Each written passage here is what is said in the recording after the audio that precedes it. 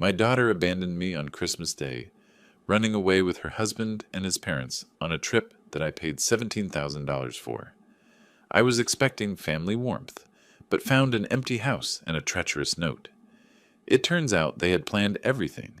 They had a chat without me, where they made fun of my ATM. So I canceled everything. They called me 76 times, but they had no idea that this was just the beginning. Before we continue, please subscribe to the channel and let us know where you are listening in the comments. I expected the smell of bacon. Instead, I found silence. The kitchen table held a single piece of paper, folded once, positioned exactly where my coffee mug usually sat. My name was written across it in Nicole's careful handwriting. Nothing else disturbed the morning stillness. No laughter from the living room, no sounds of wrapping paper being torn, no excited voices discussing our upcoming vacation to Aspen. My hands trembled as I unfolded the note. Dad, we decided to go to Colorado without you. The family needs this time together. Just us. We'll be back January 2nd. Don't worry about the money. We know you can afford it. Thanks for everything. Love, Nicole. The paper slipped from my fingers. They were gone. On Christmas morning, after I'd spent $17,000 planning the perfect family vacation, after months of excited planning sessions where Nicole hugged me and called me the best father in the world, I walked through the house calling their names anyway. Nicole, Zachary, Howard, Kinsley. My voice echoed off empty walls. Their bedroom doors stood open, revealing hastily made beds. In Nicole's closet, the space where her large suitcase usually sat gaped empty. Zachary's shaving kit was missing from the bathroom counter. Back in the kitchen, I grabbed my phone with shaking fingers. Nicole's number went straight to voicemail. Her cheerful recorded voice felt like mockery now. Nicole, it's Dad. I found your note. I don't understand what's happening. Please call me back. Zachary's phone rang once before clicking to voicemail, then Howard's, then Kinsley's. Each unanswered ring drove the truth deeper into my chest. This wasn't impulsive. They'd planned this. All of them. Together. I sank into my leather recliner, surrounded by wrapped presents I'd bought for people who'd abandoned me. The Christmas tree lights blinked steadily, illuminating gift tags written in my own careful handwriting. To Nicole, with love from Dad. To Zachary, hoping this year brings you everything you want.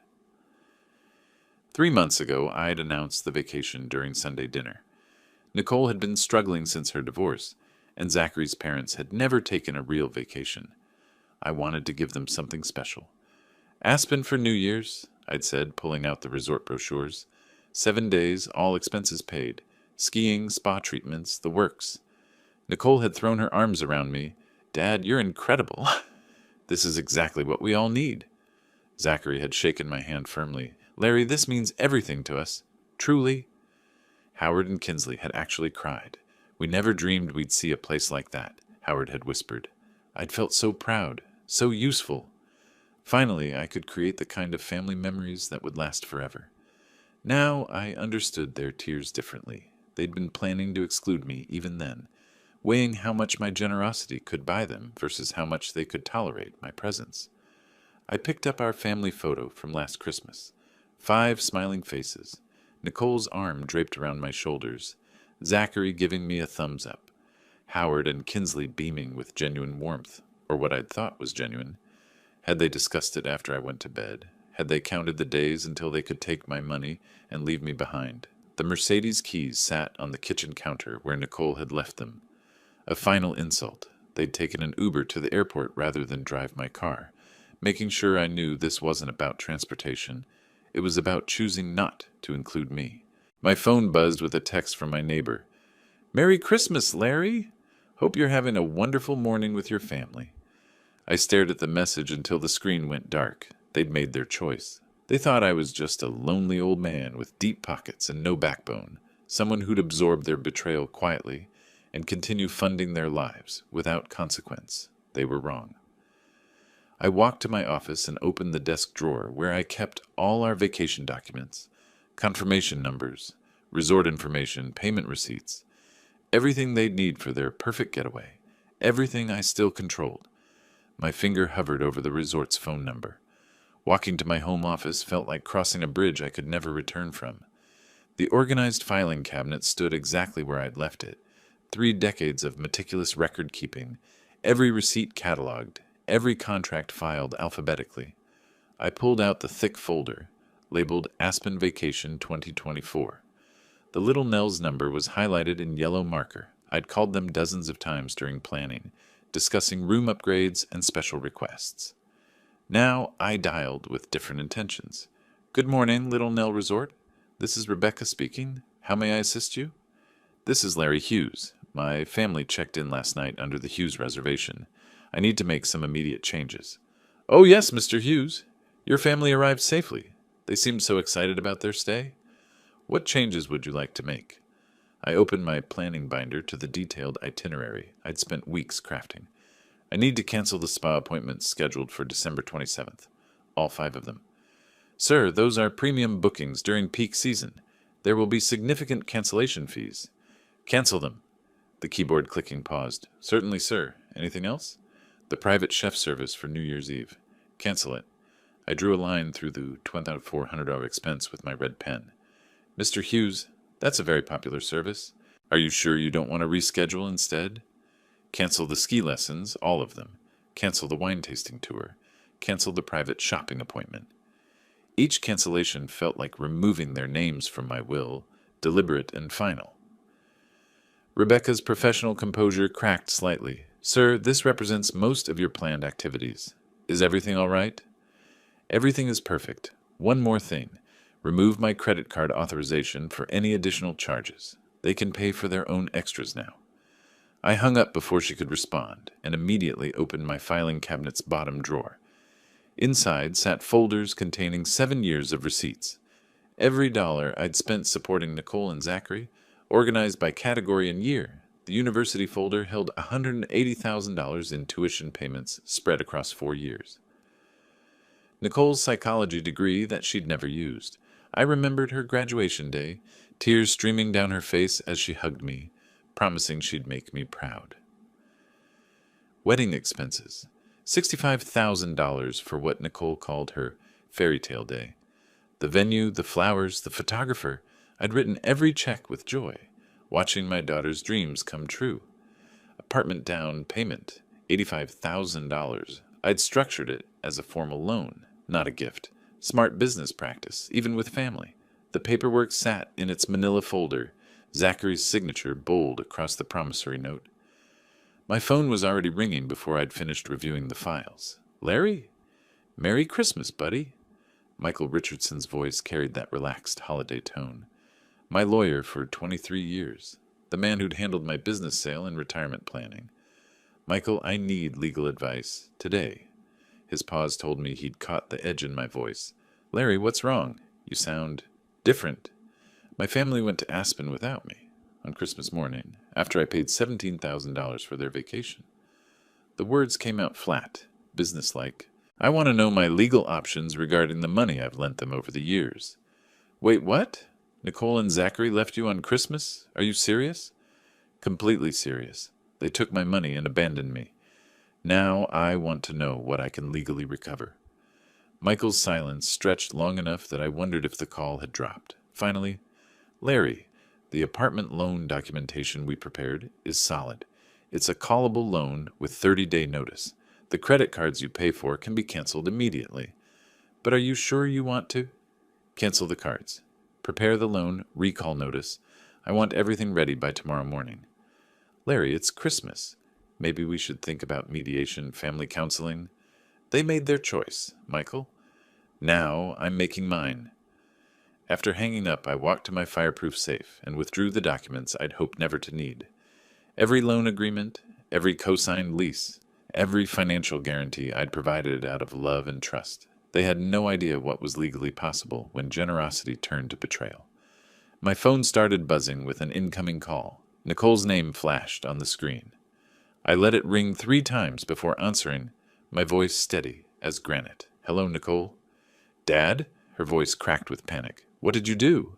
They're saying all our reservations are canceled. The spa, the restaurants, everything. I canceled them.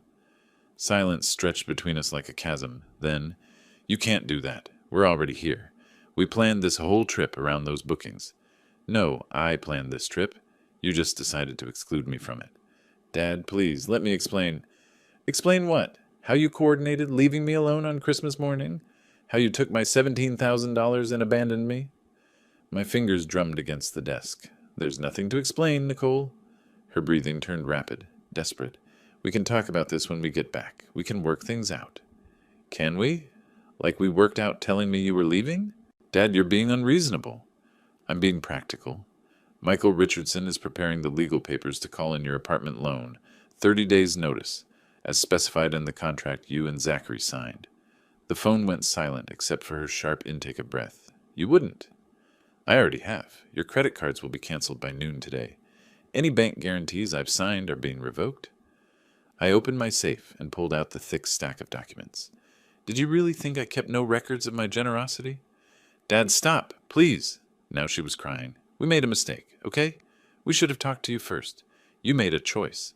Now you live with the consequences. What about Howard and Kinsley? They've never done anything to hurt you. They're just innocent. They participated. They could have called me, warned me, refused to go. Instead, they chose sides. I flipped through the loan documents, each page crisp with legal authority. Everyone made their choice. This is insane. You can't destroy our lives over one mistake. One mistake? The words came out colder than I had intended. Nicole, this was an impulse. You planned this.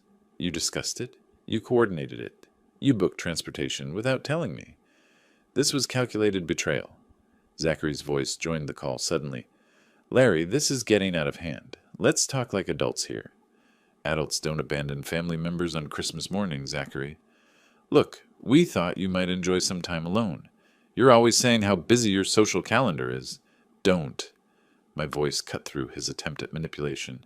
Don't you dare try to reframe this as doing me a favor. You took my money and left me behind because you didn't want me there. That's not... I have the receipts, Zachary. Every payment I've made for your life. The apartment down payment, the credit cards, the car loan I co-signed, the wedding expenses, your parents' medical bills I paid last year. Each item landed like a hammer blow. Did you discuss those when you planned to exclude me? Howard's shaky voice came through the phone now. Larry, son, please. We never meant to hurt you. We thought the kids knew what they were doing. Howard, I'm not your son. Your son took my daughter and my money and left me alone on Christmas. Kinsley started crying in the background. This is exactly what we were trying to avoid, Nicole said through her tears. Your guilt trips. Your need to control everything with money. Something cold settled in my chest. Control? I gave you independence, education, a home, a career choice. Everything I did was to free you, not control you. But there were always strings attached, weren't there? Always conditions. The only condition was basic human decency. Apparently that was too much to ask. The hotel room fell quiet, except for muffled sobs. What do you want? Zachary asked finally. Money? An apology? What will it take to fix this? Fix this? I looked at the family photos on my desk, seeing strangers now. Zachary, you can't fix betrayal. You can only live with it. So that's it? You're going to destroy everything because your feelings got hurt? My hand tightened on the phone. My feelings didn't get hurt. My trust got shattered. There's a difference. Through their crying and arguing, I heard another sound. Someone knocking on their hotel room door. After hanging up, I needed quiet. The house felt different now.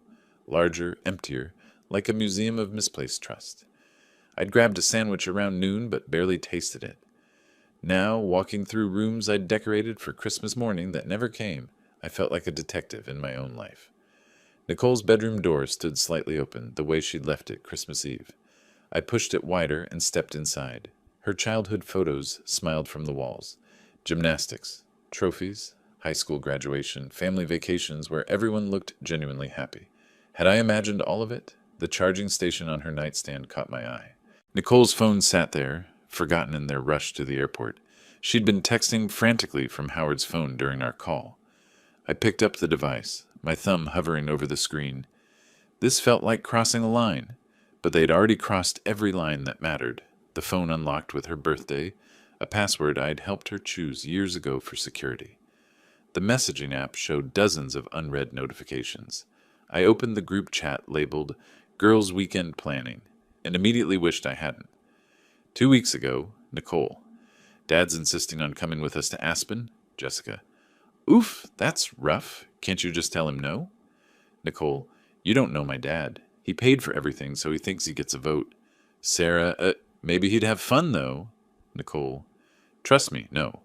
Zachary says the old man will just complain about everything being too expensive or too loud. My hands started shaking. Jessica. What about his parents? They seemed sweet when I met them. Nicole. Howard and Kinsley are actually cool. They'd be way more relaxed without Dad hovering around with his opinions. Sarah. Plus, you guys could actually party. Nicole. Exactly. This is supposed to be our vacation, not a family reunion with my walking ATM. I sat down hard on her bed, the phone trembling in my grip. 1 week ago, Nicole. Update.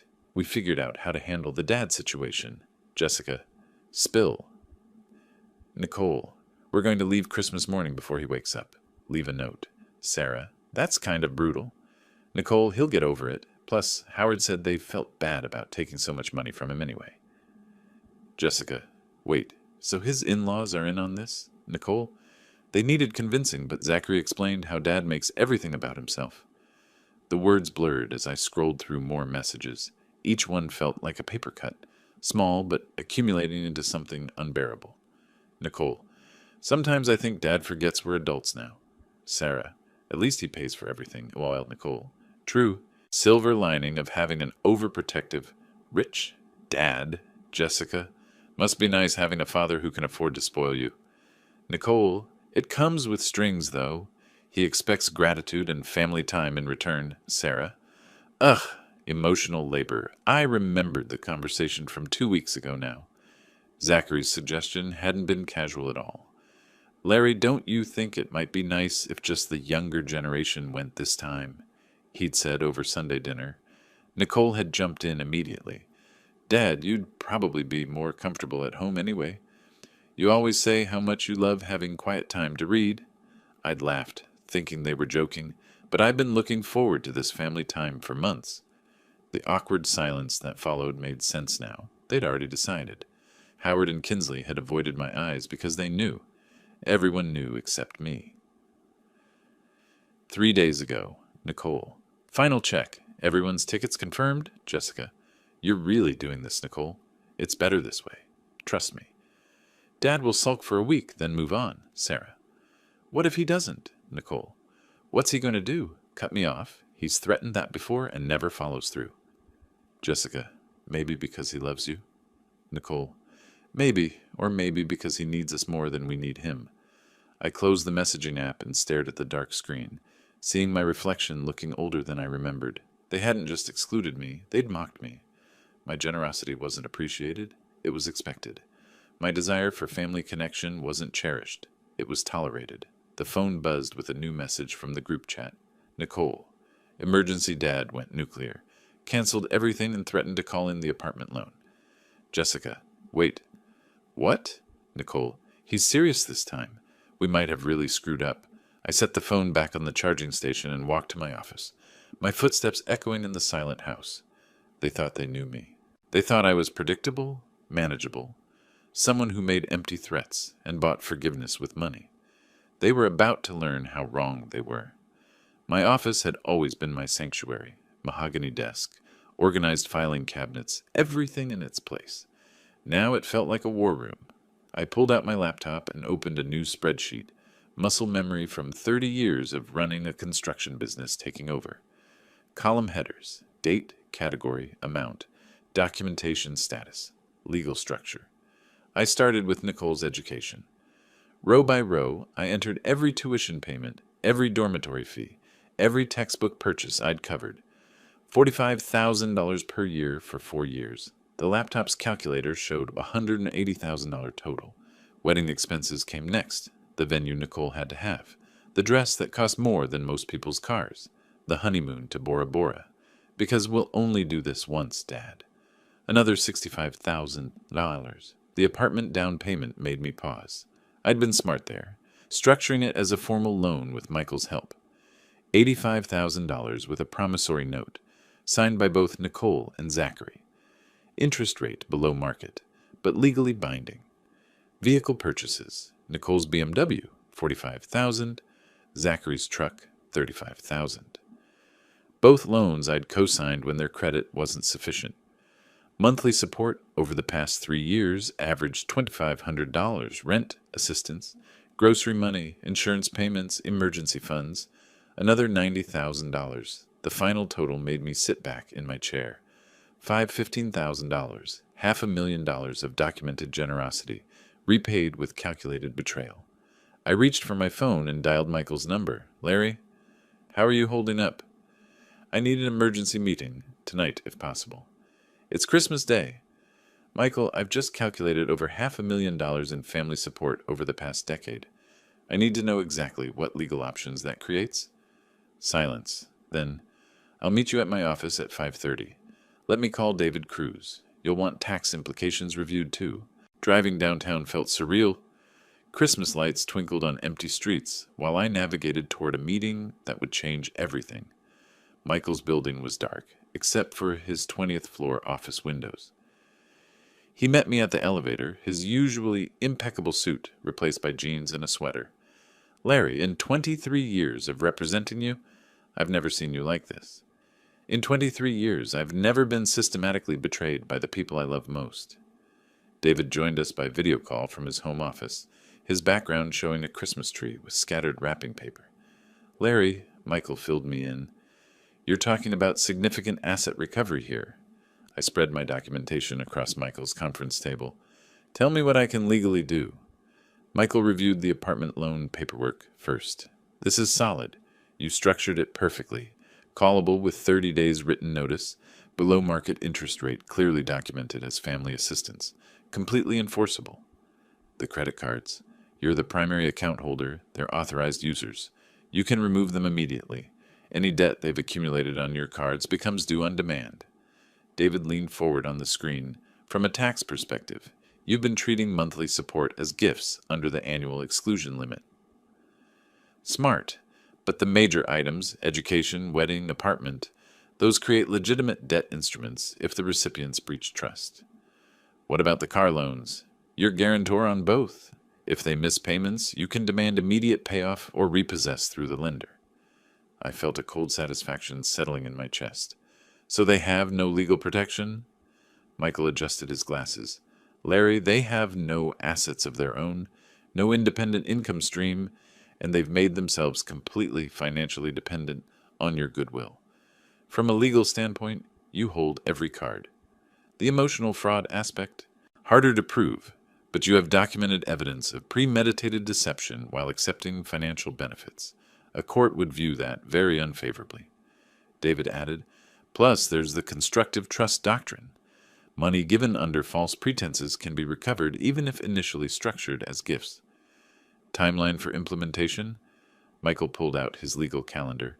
Credit cards can be canceled tonight. Apartment loan notice can be served tomorrow. They'll have 30 days from receipt. Vehicle loans can be called if they miss a single payment. And if they resist? Then we file for breach of trust, unjust enrichment, and fraudulent acceptance of benefits. With your documentation, it's not even a difficult case. I gathered the documents, each paper representing not just money, but years of love freely given and carefully betrayed. Draft everything, all of it. Larry, once we start this process, they started it when they planned to abandon me while taking my money. I'm finishing it. Michael nodded slowly and opened his laptop. I'll have preliminary documents ready by tomorrow morning. Outside, Christmas lights still twinkled, but they looked different now, like evidence markers at a crime scene. I pulled out my phone and opened my banking app to begin the first phase. 4 days of preparation had transformed my house into a fortress of documentation. Legal papers organized in neat stacks, financial records cross-referenced, Michael's preliminary agreements reviewed and ready. When Zachary's truck pulled into my driveway at 6:30 on December 29th, I was watching from the living room window. They looked exactly as I'd expected. Wrinkled clothes, Nicole's eyes red-rimmed from crying, Howard and Kinsley trailing behind like reluctant participants in someone else's drama. 4 days in a roadside motel had stripped away their vacation confidence. I opened the door before they could knock. Larry. Zachary's voice carried forced authority, like a man trying to intimidate his way out of quicksand. "Come in." I stepped back without warmth, without the usual embrace I'd have offered before. Living room. Nicole rushed toward me with tears already flowing. "Daddy, I'm so sorry. We never meant for things to get so complicated." "Sit down, Nicole." She froze at my tone. Even Zachary looked surprised by the ice in my voice. Howard cleared his throat nervously. "Larry, son, maybe we should all take a breath here. These family misunderstandings happen." "This wasn't a misunderstanding." I remained standing while they settled uncomfortably on my furniture. "This was a coordinated decision to exclude me while accepting my financial support." Kinsley dabbed at her eyes with a tissue. "We thought you might enjoy some quiet time at home. It was supposed to be thoughtful." Thoughtful would have been asking. "What you did was plan my exclusion while ensuring I paid for your vacation." Nicole's tears intensified. "Daddy, please. It wasn't like that. We thought you'd appreciate having the house to yourself for once." "Stop!" The word cut through her manipulation like a blade. "I've spent 4 days analyzing exactly what this family relationship has cost me financially. The numbers are illuminating." Zachary leaned forward aggressively. "What's that supposed to mean?" I walked to my desk and picked up the folder Michael had prepared. "It means I've reviewed every financial transaction between us over the past decade. $515,000 in documented support." The room went silent except for Kinsley's sharp intake of breath. "Your education, Nicole. Your wedding. Your apartment down payment, which was legally structured as a loan, not a gift, though you seem to have forgotten that detail." Nicole's face went white. "What do you mean loan?" "I mean you and Zachary signed promissory notes for $85,000 at below-market interest rates. Michael Richardson structured it properly to protect both parties." I opened the folder to show the documents. "The loan is callable with 30 days written notice."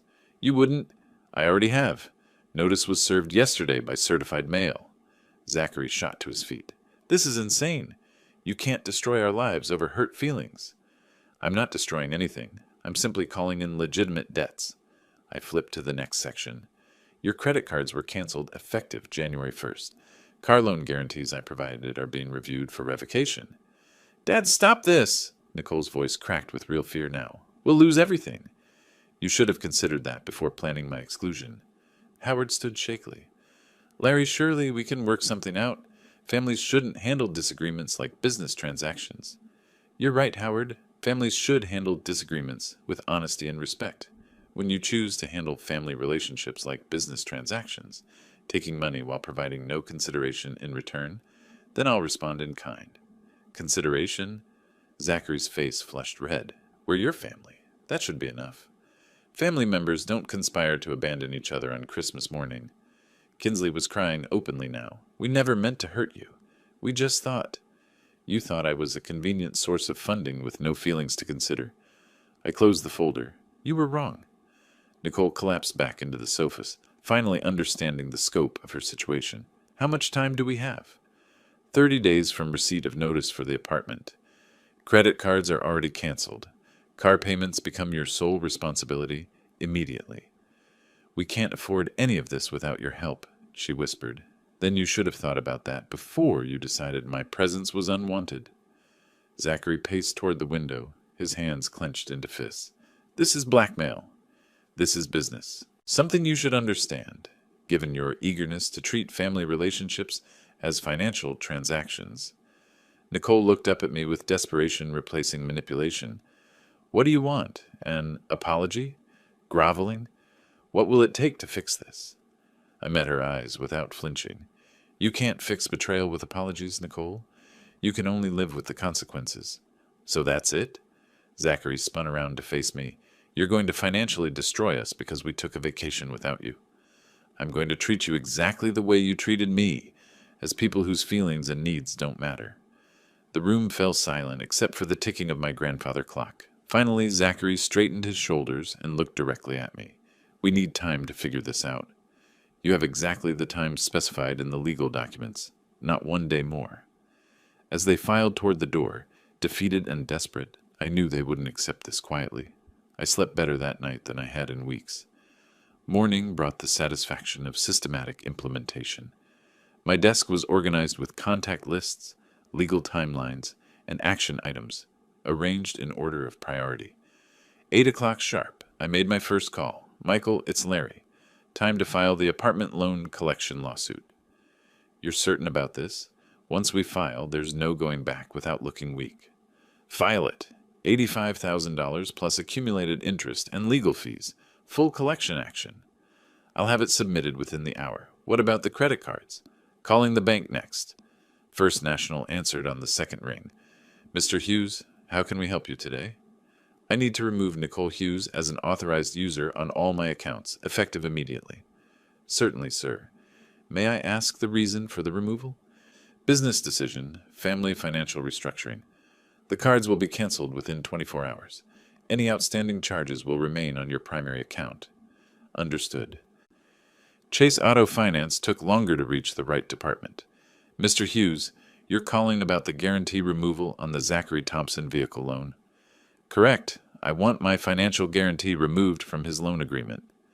Sir, that will require him to qualify independently or find another guarantor.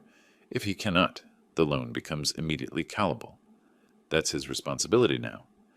By 10 o'clock, every legal action was in motion. The satisfaction felt clean, businesslike. No emotion, just consequences for documented betrayal. My doorbell rang at 10:30.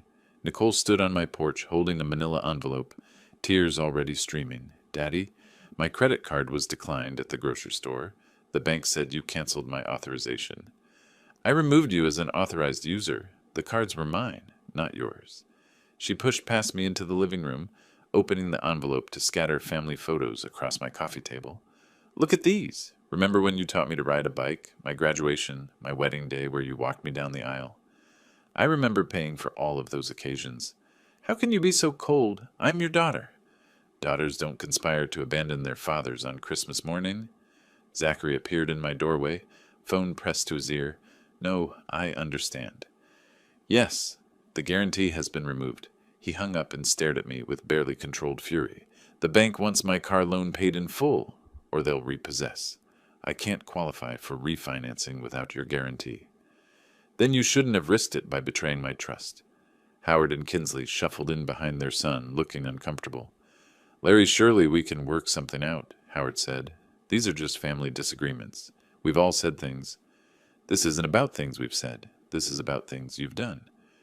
Premeditated financial fraud, while accepting my generosity. Nicole's tears turned desperate. What do you want from us? Groveling? Public humiliation? Tell me what will fix this. Nothing will fix betrayal. You can only pay the legal consequences. Zachary stepped closer, his voice dropping to something that sounded almost like a threat. You know, Larry, family relationships go both ways.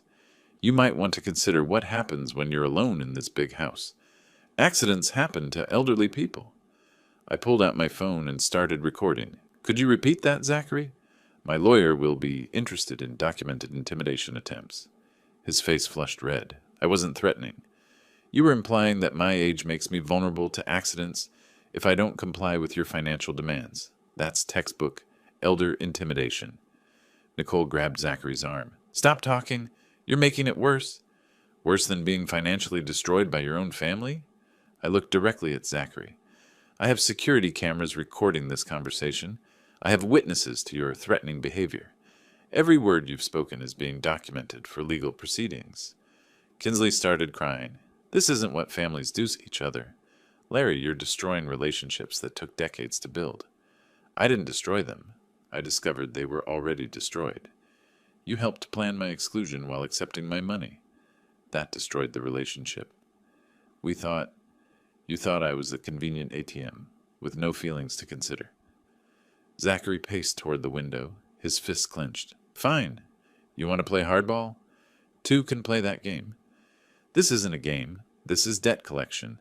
You owe $85,000 plus interest. The court will decide if you pay voluntarily or through asset seizure. We'll see about that. Nicole gathered her photos with shaking hands. 30 days? 30 days from legal service. The clock started yesterday. As they reached my front door, Zachary turned back with cold calculation in his eyes. You know what your problem is, Larry? You think money makes you powerful. But power comes from having people who care about you. And you just threw that away. I watched them walk to their truck, noting how Zachary's hands trembled as he started the engine. They still didn't understand. I hadn't thrown anything away. I had simply stopped funding my own betrayal. New Year's Day brought the kind of quiet satisfaction I hadn't felt in years. The legal machinery was grinding forward exactly as planned, and I spent the afternoon reading in my study, occasionally glancing at the snow outside my window. At 2 o'clock, my phone rang. "Larry, it's Margaret." My cousin's voice carried an unusual tension. "I need to talk to you about something concerning." Margaret and I had maintained steady contact since childhood, built on mutual respect, and shared family history. If she sounded worried, I paid attention. "Of course. What's troubling you?" "I've received several phone calls today about you, from Nicole, Zachary, even Howard and Kinsley. They're all saying similar things, and frankly, Larry, it doesn't sound like the man I've known for 40 years. I set my book aside and focused completely. "What exactly are they saying?" "They claim you've become paranoid and suspicious since retirement. Nicole was crying, saying you've turned against your own family over money. Zachary insisted you're not thinking clearly and need intervention." The sophistication of their strategy impressed me despite my anger. "And what's your assessment of these claims?" "That's why I'm calling. 3 separate family members contacting me within 2 hours, all with nearly identical talking points. That's not organic family concern, Larry. That's coordination." Margaret's business background in marketing made her naturally suspicious of orchestrated campaigns. They're trying to paint you as mentally declining, while positioning themselves as victims trying to help their troubled patriarch. "What specifically did they claim?" "Nicole said you've become obsessed with money and are punishing her for wanting independence. Zachary suggested you're showing signs of cognitive decline and making irrational financial decisions. Howard added that they're all worried about your judgment. Each false claim landed like a calculated blow. They were attempting to undermine my credibility before I could damage theirs. Margaret, are you familiar with the actual sequence of events that led to this situation?" "Only what they've told me, which is why I'm asking for your version." I spent 15 minutes providing the factual timeline, the planned vacation, their Christmas morning abandonment, the note, their coordinated exclusion while accepting my financial support.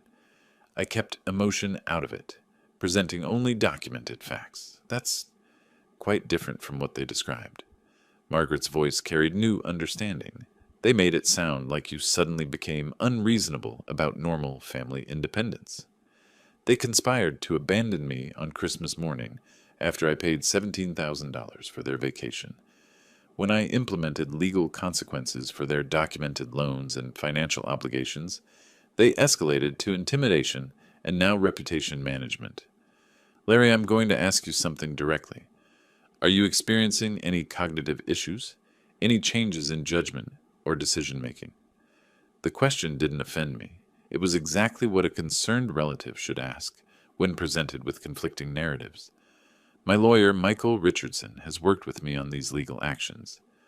My accountant, David Cruz, reviewed all financial documentation. Both professionals can attest to my mental acuity. The family simply doesn't want to face legal consequences for their calculated betrayal. That aligns with the Larry I know. The man who built and successfully sold a construction company doesn't suddenly become paranoid over normal family dynamics. Margaret, I appreciate your call more than you know. How many other relatives have they contacted? I suspect they're working through the family directory systematically. Your brother Robert, cousin Janet, probably your neighbors too. The scope of their campaign exceeded my initial assessment. They were attempting comprehensive reputation destruction to pressure me into backing down from legal actions. Are you willing to help me document their false claims? Absolutely. What they're doing is character assassination, and it's not going to work on people who know you. After hanging up, I opened a new document on my laptop. If they wanted to wage reputation warfare, I would respond with the same systematic approach I'd used for their financial betrayal. The family had just escalated from threatening my safety to attacking my character. They were about to learn that this was an even bigger mistake. Evening brought the satisfaction of documentation. I'd spent the day creating a systematic response to their reputation campaign, timeline of events, professional references, character witnesses. Margaret had provided detailed accounts of their coordinated phone calls. By 7:30, I was reading in my living room when headlights swept across my window. Zachary's truck pulled into my driveway with unnecessary aggression, tires squealing slightly on the pavement. Through the window, I watched him slam the door and stride toward my house with the body language of someone who'd run out of reasonable options.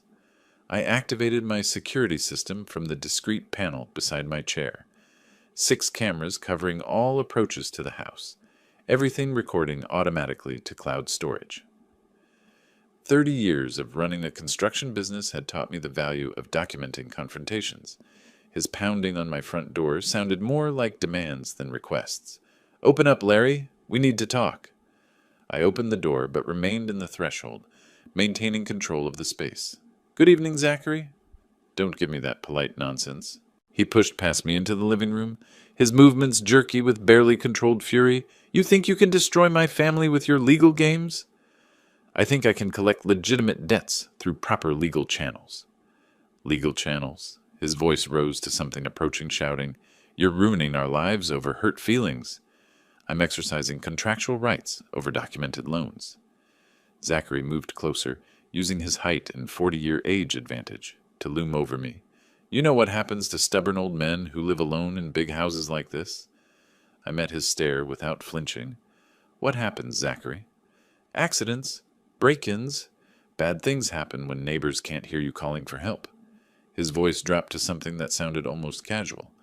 "Your fancy alarm system won't help if you have a medical emergency, or if someone decides you need to learn a lesson about family loyalty." "Are you threatening me?" "I'm explaining reality to someone who seems confused about his situation."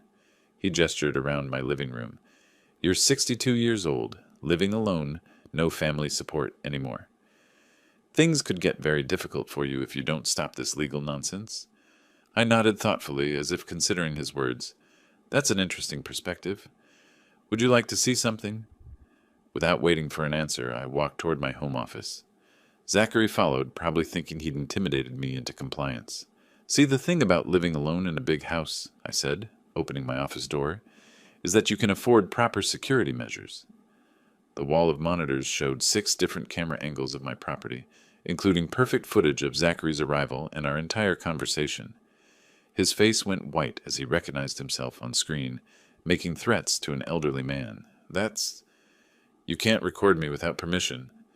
"This is my private property. I can record anyone who enters." I pointed to the timestamp showing his threats from 3 minutes earlier. "Everything automatically uploads to secure cloud storage. My lawyer, Michael Richardson, receives copies of all security footage." Zachary stared at the screens with growing panic. "You have to delete this." "I don't have to do anything except provide evidence to law enforcement when elderly persons are threatened in their own homes."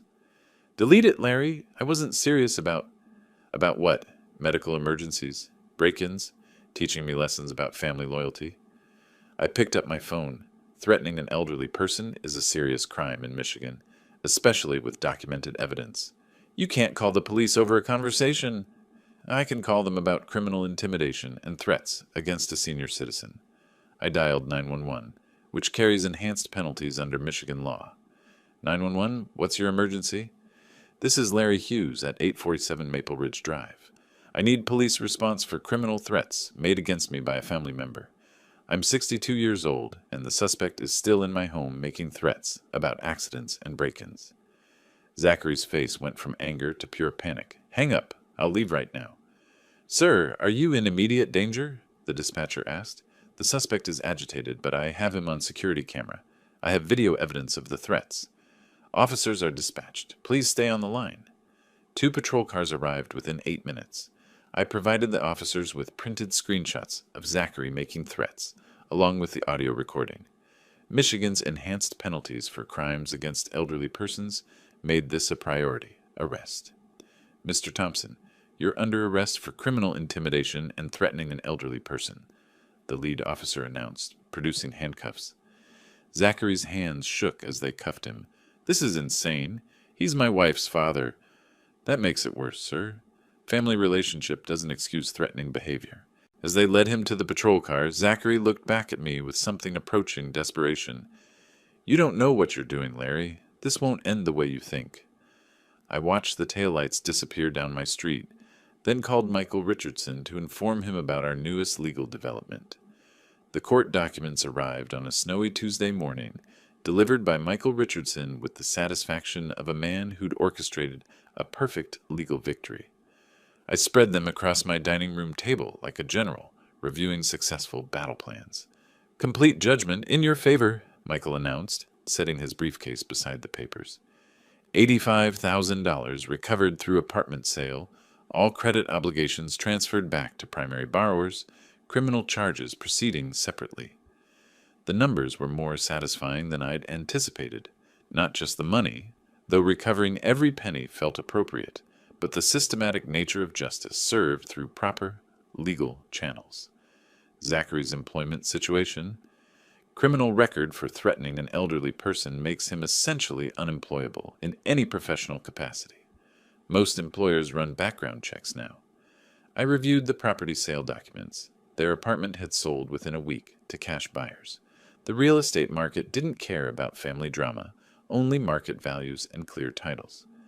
Vehicle repossession completed yesterday, Michael continued. Bank moved quickly once the guarantee removal was processed. They're using public transportation now. Through my network of neighbors and acquaintances, I'd learned the family was crowded into Howard and Kinsley's one-bedroom apartment. 5 adults sharing space designed for 2, with Nicole working retail for the first time since college, and Zachary unable to find employment. At noon, I watched them walk up my driveway. All 5 of them moved differently now, shoulders hunched, eyes downcast, the body language of people who'd learned the cost of betrayal. Nicole led the group, her face red from crying even before reaching my door. I let them inside without the formality of being asked. Dad, Nicole's voice cracked immediately. We need to talk. They arranged themselves in my living room like supplicants before a judge. Howard and Kinsley looked exhausted, aged beyond their years by stress and crowded living conditions. Zachary couldn't meet my eyes. I'm listening. We were wrong. Nicole's words came out rushed, desperate, completely, totally wrong about everything. The vacation, leaving you behind, the way we treated your generosity, all of it. Zachary forced himself to look at me. I made terrible mistakes, Larry. The threats, the things I said. I was scared and stupid, and I hurt you when you'd only ever helped us. Howard cleared his throat nervously. Larry, son, we're too old to support everyone. Kinsley and I, we can't. Our pension wasn't meant for 5 people. We're still family, Kinsley added quietly. Despite everything that's happened, we're still family. I studied their faces, looking for signs of the same calculation I'd seen before. But desperation had stripped away pretense. These were people who'd learned the difference between genuine remorse and strategic manipulation. Tell me about the planning, I said. Nicole flinched. What planning? The Christmas vacation conspiracy. How long did you discuss excluding me? Who suggested it first? When did you decide to coordinate leaving me behind? The question hung in the air like an accusation. Nicole looked at Zachary, who looked at his parents, who looked back at Nicole. It wasn't... Nicole started, then stopped. Zachary brought it up first, maybe 3 weeks before Christmas. He said it might be more relaxing without you there. And you agreed. I did. Her voice dropped to a whisper. I agreed because I wanted a vacation where I didn't have to be grateful all the time, where I could just exist without feeling like I owed someone everything. The honesty was more devastating than any lie would have been. Howard, Kinsley, your participation? Howard's hands shook slightly.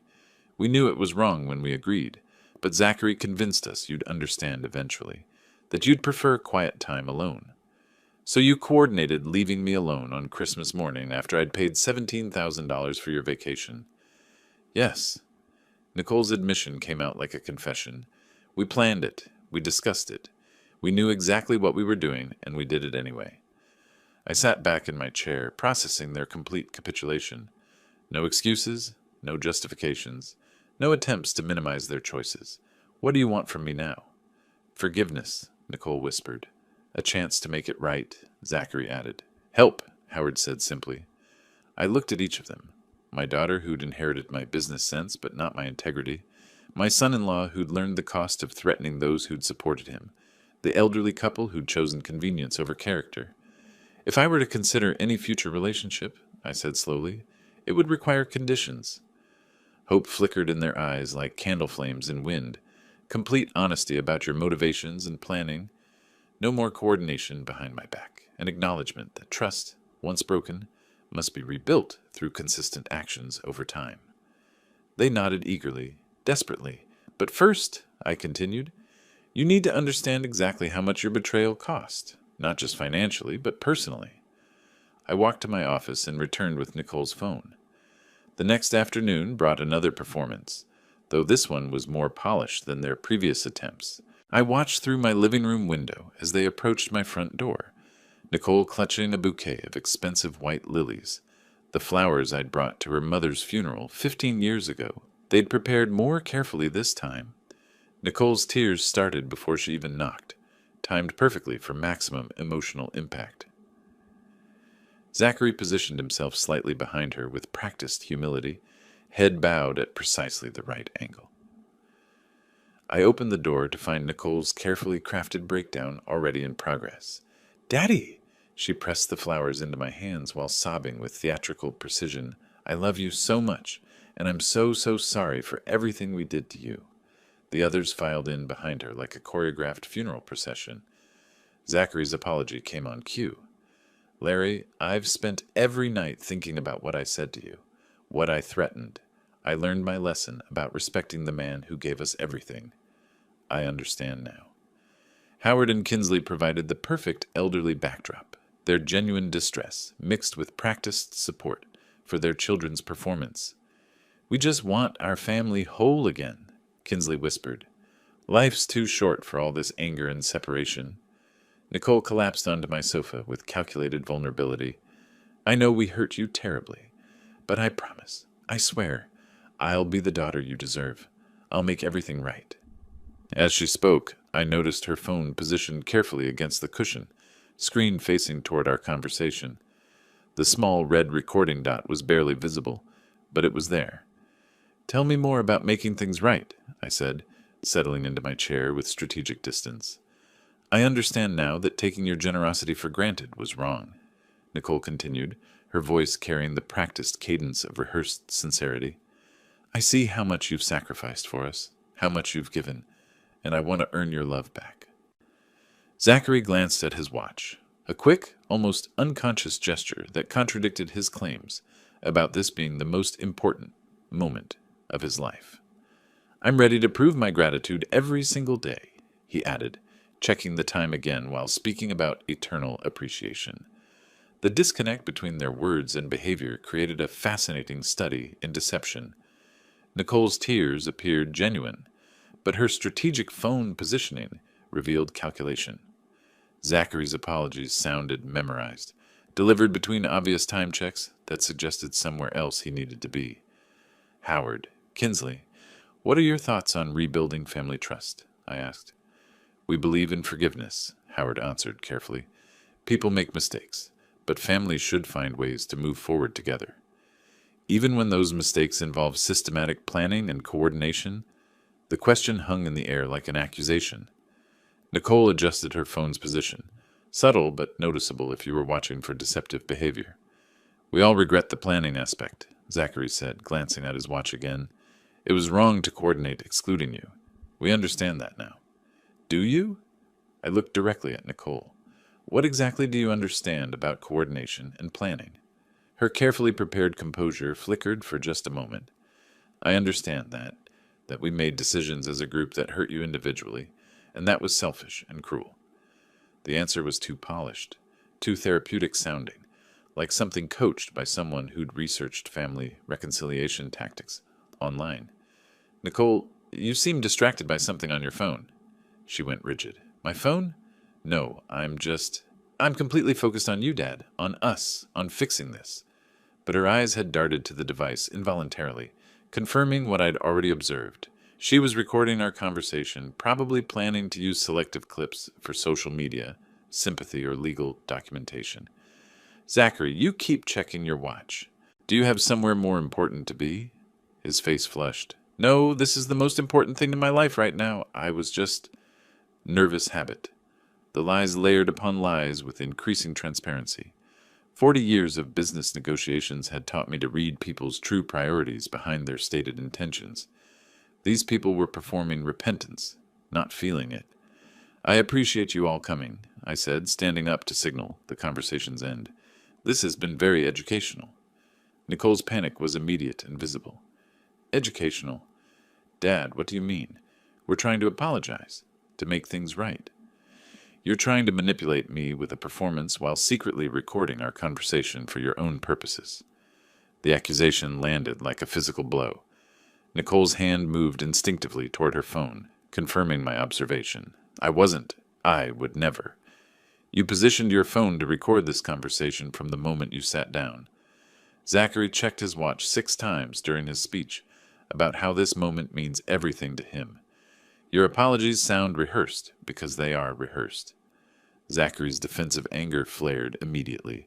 You're being paranoid. We came here genuinely. You came here with another manipulation strategy because the last one failed. The room fell silent except for the Kinsley's quiet crying. I had hoped, I continued, that losing everything might teach you the difference between genuine remorse and strategic performance. Apparently, it hasn't. Nicole tried one last desperate appeal. Please, Dad, we need you. We have nothing left. You have exactly what you chose when you decided to betray my trust while pretending to value it. I walked toward the front door, opening it deliberately. But before you leave, I said, returning to my chair, there's one more thing you need to understand about what you lost. I picked up her phone from my office and unlocked it with her birthday. 3 weeks passed like the turning of legal documents, methodical, final, irreversible. I spent those days completing what they'd started with their betrayal, the systematic severing of all connections between us. Michael Richardson delivered the final paperwork on a crisp February morning. Property transfers complete, he announced, setting down the thick folder. $85,000 recovered and deposited, all credit guarantees revoked and processed. Legally speaking, you have no financial obligations to any of them. Estate planning will updated per your instructions. Primary beneficiaries are now Margaret and the Detroit Children's Hospital. Family members specifically excluded with documented reasons. The legal completeness felt satisfying in a way that emotional victories never could. Every document represented a choice they'd made and a consequence they'd earned. Through Margaret's updates, I learned they'd relocated to a small town near Cleveland where Howard's brother owned a trailer park. 5 adults sharing a single-wide mobile home, Nicole working 2 retail jobs, Zachary's criminal record preventing steady employment. Natural consequences flowing from natural choices. The letter arrived on February 1st. Nicole's handwriting had always been careful, but desperation made it shaky now. The envelope was thin. Discount stationery. No return address. I opened it at my kitchen table while drinking coffee that I'd bought, without considering anyone else's preferences. Dad, I know you probably don't want to hear from us, but I have to try. We're living in Uncle Bob's trailer park now. Zachary, me, Howard, Kinsley, and Bob's family, all sharing a single mobile home. The kids sleep on air mattresses in the living room. I'm working at a grocery store and a gas station just to help with groceries. Zachary can't find anything steady because of his record. Howard's blood pressure medication costs more than we can afford, and Kinsley's arthritis is getting worse from the stress. I'm not asking for much, just enough to get us a small apartment so the older folks can have some dignity. Maybe $500 a month? I know I was wrong about everything, but we're family. Please, Dad, we've learned our lesson. Love, Nicole. I read it twice, looking for signs of the manipulation I'd come to expect, but desperation had stripped away the calculated appeals, leaving only genuine need and the same fundamental misunderstanding that had started everything. She still thought this was about punishment rather than consequences, still believed family obligation trumped personal responsibility, still assumed my resources existed to solve problems created by her choices. I folded the letter and filed it with the other legal documents. No response was necessary. After decades of supporting ungrateful dependents, silence felt appropriate. That afternoon, I called Margaret. "How are you adjusting to your newfound freedom?" she asked. "Better than expected. I'm planning dinner at that Italian place downtown next week. Would you like to join me?" "I'd love to. It's been too long since you socialized without worrying about family drama." "Much too long." After hanging up, I made other calls. My old business partner, David, wanted to discuss investment opportunities. My neighbor, Robert, had mentioned a community theater group. There were hiking clubs, book discussions, travel groups, entire worlds I'd neglected while funding other people's dreams. The phone number for the senior singles group sat on my desk.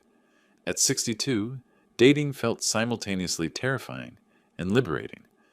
But meeting someone who valued conversation over credit cards, companionship over financial support, seemed worth exploring. I walked through my house that evening, seeing spaces differently. The dining room where they'd plotted my exclusion could host dinner parties for people who actually enjoyed my company. The guest bedrooms could welcome visitors who came for relationship rather than resources. Justice hadn't required dramatic confrontations or elaborate revenge schemes. It had simply required stopping the flow of unearned benefits to people who'd confused generosity with obligation. They'd taught me a valuable lesson about the difference between family by blood and family by choice. Some people prove themselves worthy of trust and support through their actions. Others prove themselves unworthy through theirs.